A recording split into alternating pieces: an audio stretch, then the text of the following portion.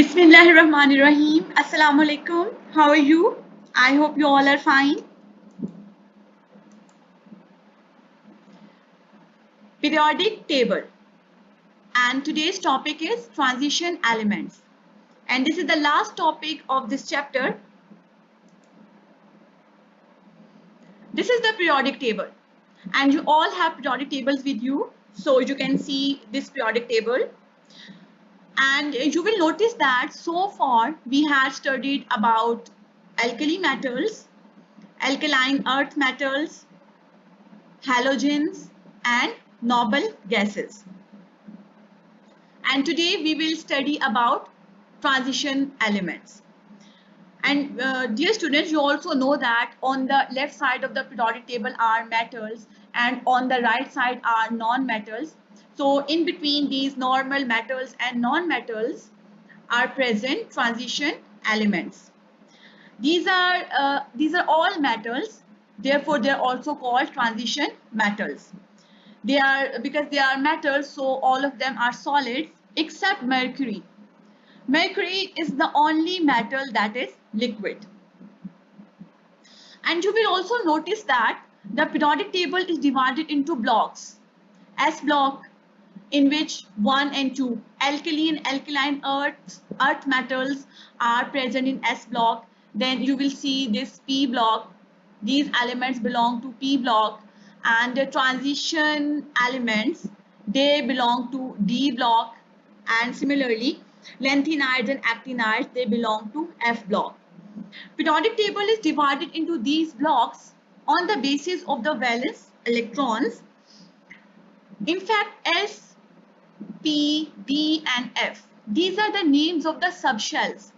So these elements are divided into these blocks depending upon that their valence electrons are present in that particular subshell. For example, S block. These are the elements whose valence electrons are present in S subshells. Their valence electrons are present in P subshells. Their valence electrons are present in F subshells, and similarly the transition elements, transition metals, they belong to D block because their valence electrons are in the D subshell. And D subshell has a particular characteristic that it's not complete, it's not paired. The valence electrons are unpaired. Therefore, they are called transition elements because transition means change, and their oxidation states change. They show variable oxidation states, changing oxidation states. Therefore, they are called transition elements. We will further study their properties.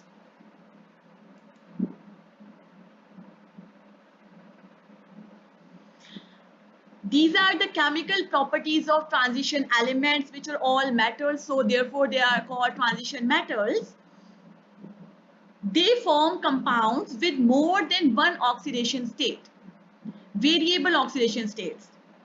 Therefore, they are called transition metals or transition elements because they show more than one oxidation state, variable oxidation states.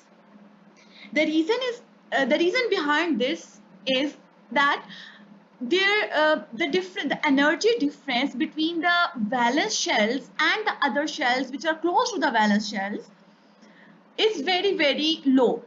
Energy difference between valence shells and the other shells is very small. So due to this small in energy difference, valence electron jump from one shell to another shell.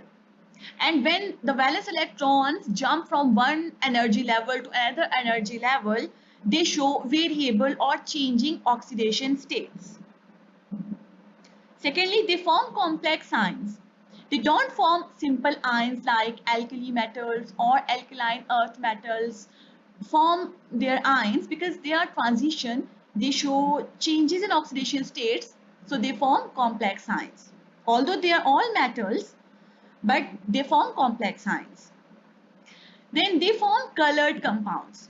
Again, the reason behind forming of colored compounds is again the variable oxidation states, because electrons, because difference between energy levels is very low, very small, so electrons jump from one energy level to another, and during that process they gain energy and then lose energies, and they emit radiations of various wavelengths and show different colors. They act as catalysts, mostly in industrial process, in very important process. uh, Transition elements act as catalysts. And you know that catalysts are the substances which speed up the rate of a chemical reaction by lowering activation energy. Transition elements are used as catalysts because they do not change the thermodynamics of a chemical reaction. Actually, they are very good at taking and donating electrons during a chemical reaction. They do so according to the nature of a chemical reaction. They do not take part in a chemical reaction, but just speed up that chemical reaction without changing its energy or without reacting themselves. They are very good catalysts.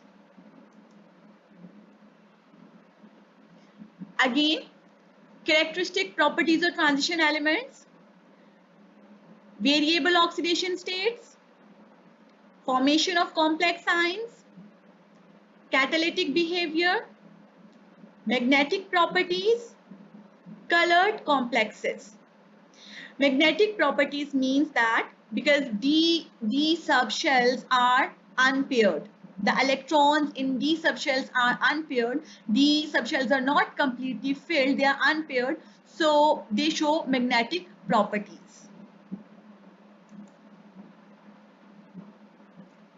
Again, let's have a look on some general characteristics just for your better understanding. Transition elements, it's in the form of a flow chart. Transition elements often act as catalysts, less reactive than group 1 or group 2 metals. They mostly form colored compounds. Okay, zinc is an exception. Zinc doesn't form colored compounds. They have high melting points. They have high density because they have larger energy levels. They have more number of electrons, more number of energy levels, energy shells. So and their metallic bonding is also very strong. So they have high melting and boiling points, and they are very dense. They are not very light like alkali or alkaline earth metals. Transition metals are often referred to as typical metals. Again, due to the weak metallic bonding, alkali metals have low boiling and melting points because only a small amount of energy is required to break the weak bonds. However, transition metals have high boiling and melting points because a lot of energy is required to break the strong metallic bonds. So this is the reason why alkali and alkaline earth metals have low melting and boiling points, and transition metals have high boiling and melting points. So this is just a weak and strong metallic bonding. Now this is the comparison between group 1 alkali metals and transition metals. So these are the differences. These group 1, these are also metals, transition also metals, but there are many differences between them. Although they have some similarities. The similarity is that both group 1 alkali metals and transition metals, both of them are good conductors of heat and electricity. But apart from that, they have many huge differences. And what are those differences? Group 1 elements are soft, but transition metals are hard. Alkali metals have low densities. That's why they float on water. Recall, you have studied the properties of alkali metals, which were very soft. They can be cut with a knife and float on water. But transition metals have high densities. They are not soft. These are white solids, or if they form solutions, their solutions are colorless. While transition metals are colored compounds and their solutions are also colored, except zinc. They are very reactive. Alkali metals are very reactive. They are transition metals, they are not as reactive as group 1. Group 1 elements have fixed valency. Valency means oxidation state. They have fixed oxidation states, whereas transition metals, they have variable valencies. Valencies means oxidation states. Group 1 elements have non-catalytic properties. They are not used as catalysts. But transition metals have such nature, such properties that they are used as catalysts. So these are some of the differences between group 1 alkali metals and transition metals. Now there are some of the uses of transition elements and compounds. Tungsten, filament for light bulbs, iron mixed with little carbon. When iron is a transition metal, and it is when it is mixed with carbon, an alloy is formed which is called steel. And you know that nowadays steel has very useful properties, and it is vastly used nowadays. So iron mixed with a little carbon, this is an alloy which is called steel, and steel is used in making nails and ships, and there are so many uses of steel. Copper, iron and cobalt, bright colors in porcelain. Porcelain is a material which is used in making crockery and sanitary goods, and just to make it bright and add bright colors, these transition metals are used. Iron, iron is very important metal. It has very nowadays in this industrial world, iron has so many uses, and it is used in catalyst in Haber process for the manufacture of ammonia. Vanadium oxide, vanadium 5 oxide. 5 means vanadium has 5 oxidation state in this compound. Vanadium 5 oxide is used in as catalyst in contact process for the manufacture of sulfuric acid. Platinum. It is used as catalyst in making nitric acid. Manganese 4 oxide, decomposition of hydrogen peroxide to make oxygen. Nickel. Nickel is used as a catalyst to manufacture margarine from vegetable oils.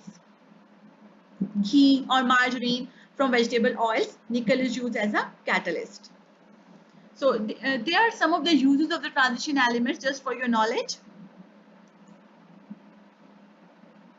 Some transition elements and their compounds used as pigments. These are some of the salts of the transition elements like iron 2 sulfate, nickel sulfate, cobalt chloride. Look at their colors. Copper 2 sulfate, potassium hexacyanoferrate 3, chromium 3 sulfate. So because their compounds are colored, so they are also used as pigments.